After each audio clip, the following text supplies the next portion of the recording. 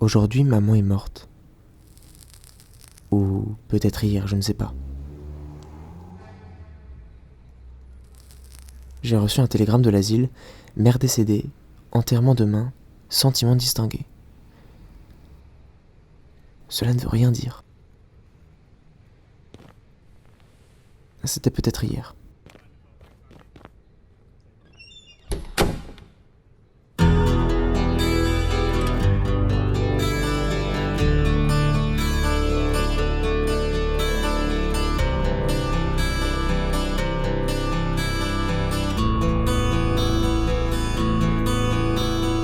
No one knows what it's like to be the bad man,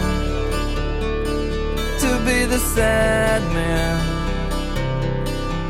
behind blue eyes. And no one knows what it's like to be hated, to be faded behind blue eyes.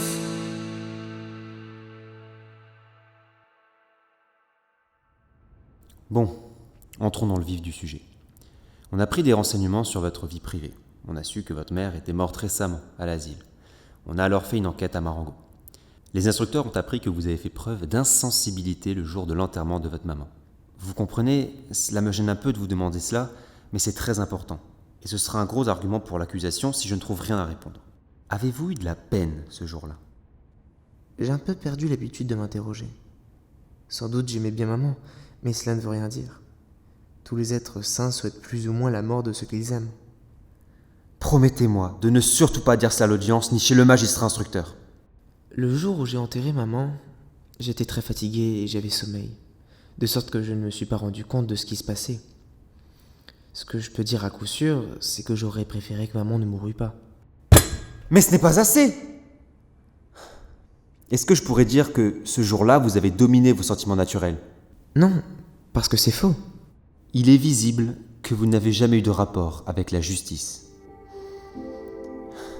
Et Marie Cardona, c'est bien cette femme que vous avez fréquentée ces derniers jours. Qui est-elle ?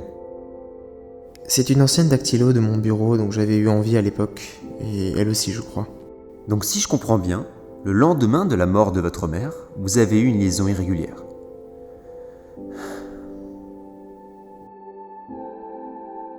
En mon appartement, j'ai heurté le vieux Salamano, mon voisin de palier. Il était avec son chien. Il y a 8 ans qu'on les voit ensemble. À force de vivre avec lui, seuls, tous les deux dans une petite chambre, le vieux Salamano a fini par lui ressembler. Ils ont l'air de la même race, et pourtant, ils se détestent. Il bat son chien, et il l'insulte. Il le traite de salaud et de charogne. Et je l'ai retrouvé quelques jours plus tard changé. Il venait de perdre son chien. Il m'a regardé en silence, je l'ai rassuré et dit qu'il reviendrait. Puis il m'a dit bonsoir, a fermé sa porte, et je l'ai entendu aller et venir. Son lit a craqué. Et au bizarre petit bruit qui a traversé la cloison, j'ai compris qu'il pleurait.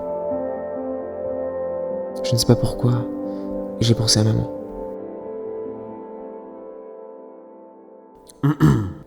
On vous considère comme étant de caractère taciturne et renfermé. Qu'en pensez-vous ? C'est que je n'ai pas grand-chose à dire, alors je me tais. Il y a des choses qui m'échappent dans votre geste. Je suis sûr que vous pouvez m'aider. Racontez-moi cette histoire une nouvelle fois.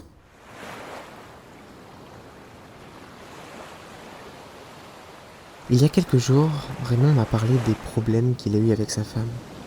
Il l'avait battue. Elle n'avait pas supporté et en a parlé à son frère.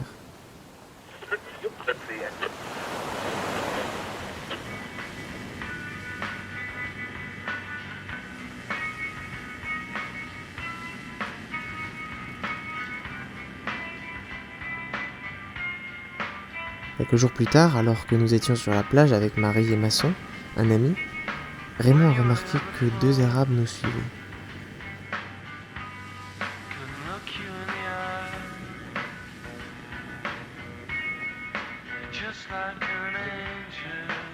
L'un d'entre eux était ce fameux frère. Le sable surchauffé me semblait rouge maintenant. Nous avancions d'un pas égal vers les Arabes. La distance entre nous a diminué régulièrement. Quand nous avons été à quelques pas les uns des autres, les Arabes se sont arrêtés. Raymond a sorti son revolver, mais je lui ai pris et lui ai dit que nous nous en servirions qu'en dernier recours. Raymond et Masson sont allés tout droit vers leur type. But I'm a creep. I'm a widow. What the hell am I doing here? I don't belong here. I don't care if it hurts. I wanna have control.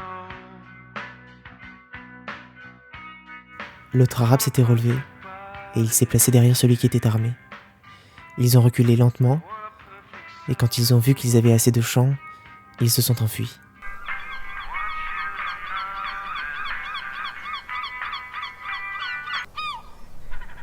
J'ai accompagné Raymond jusqu'au cabanon.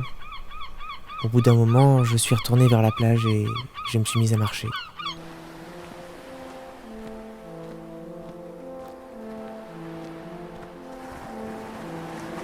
Je voyais de loin la petite masse sombre d'un rocher, entourée d'un halo aveuglant par la lumière et la poussière de mer. Je pensais à la source fraîche derrière le rocher.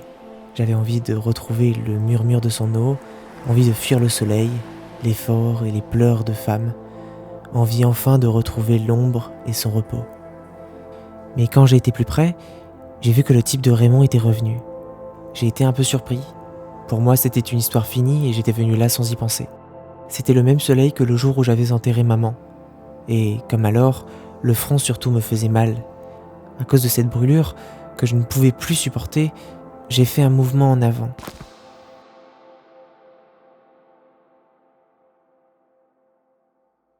Je savais que c'était stupide, et que je ne me débarrasserais pas du soleil en me déplaçant d'un pas.